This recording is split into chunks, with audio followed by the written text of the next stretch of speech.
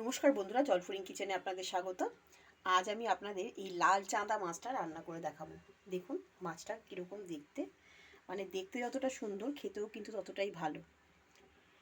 এই মাছটা রান্না করতে আমি নিয়ে নিয়েছি এখানে টমেটো, পেঁয়াজ, আদা, রসুন, কাঁচা লঙ্কা বাটা। লঙ্কাগুলো একটু লাল, মানে কাঁচা লঙ্কায় লাল কাঁচা লঙ্কা নিয়েছি বলে রঙটা এত সুন্দর এসেছে। নিয়ে নিয়েছি সর্ষের তেল, রান্নাটা আমি সর্ষের তেলে করব।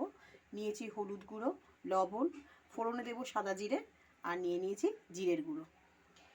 তা চলুন রান্নাটা শুরু করা যাক।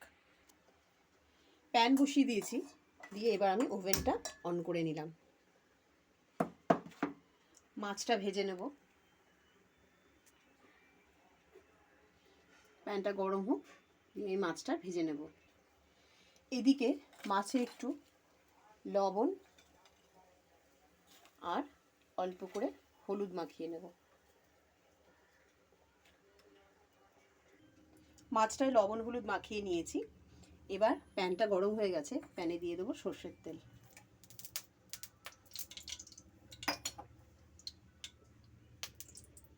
তেলটা আর একটু গরম হলে আমি মাছগুলো আস্তে আস্তে ভেজে নেব।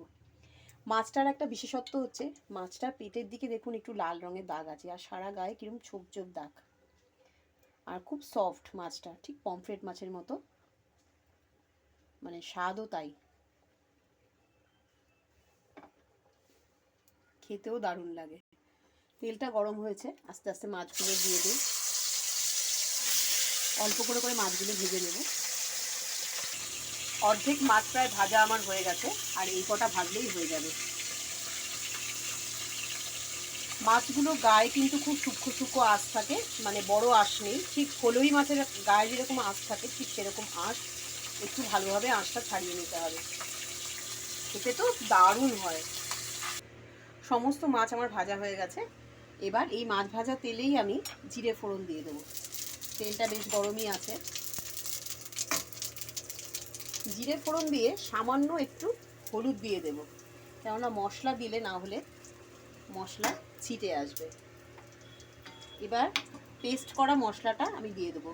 টমেটো, আদা, পেঁয়াজ, রসুন, কাঁচা লঙ্কা।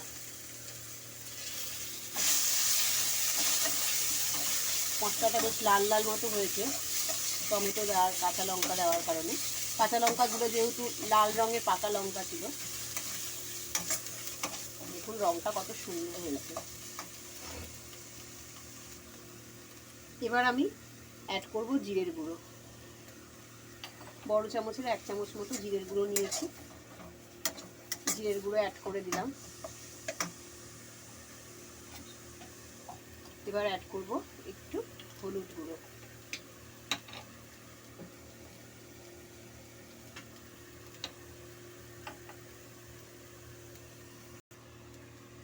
লবণটা স্বাদ মতো দেবেন, ব্যাস আর কিচ্ছু লাগবে না। আর শুধু নামানোর সময় আমি একটু ধনেপাতা ছড়িয়ে দেব। এই সামান্য উপকরণে এই লাল চাঁদা মাছ আমি রান্না করব।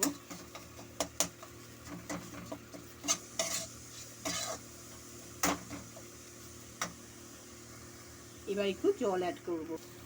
একটু জল দিয়ে দিই।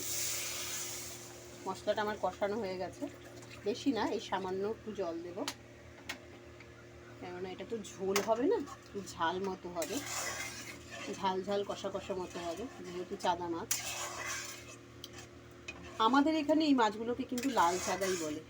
আপনাদের ওখানে কি বলে কমেন্ট বক্সে প্লিজ জানাবেন।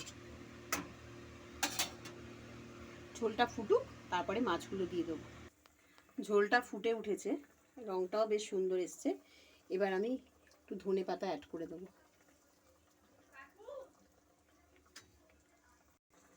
এবার আস্তে আস্তে মাছগুলো আমি এই ফুটন্ত ঝোলের মধ্যে দিয়ে দেবো। সমস্ত মাছগুলো আমি দিয়ে দিলাম।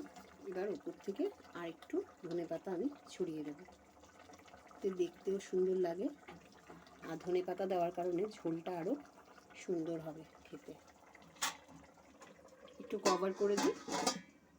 ঠিক 10 মিনিট পরে আমি মাছটা নামিয়ে ফেলবো। 10 মিনিট পরে ফিরে এলাম, দেখি ঢাকাটা খুলে কীরকম পর্যায়ে এসছে। মাছ রান্না কিন্তু আমার পুরো কমপ্লিট। দেখুন বন্ধুরা, ঠিক এরকম দেখতে হয়েছে। গরম গরম ভাতের সাথে আমি দুপুরে সার্ভ করে দেবো। আপনারা সকলে এই মাছটা এই পদ্ধতিতে রান্না করে দেখবেন, অবশ্যই ভালো লাগবে। আর আপনাদের যদি এই ভিডিওটা ভালো লেগে থাকে লাইক কমেন্ট শেয়ার অবশ্যই করবেন। সকলে ভালো থাকবেন, ধন্যবাদ।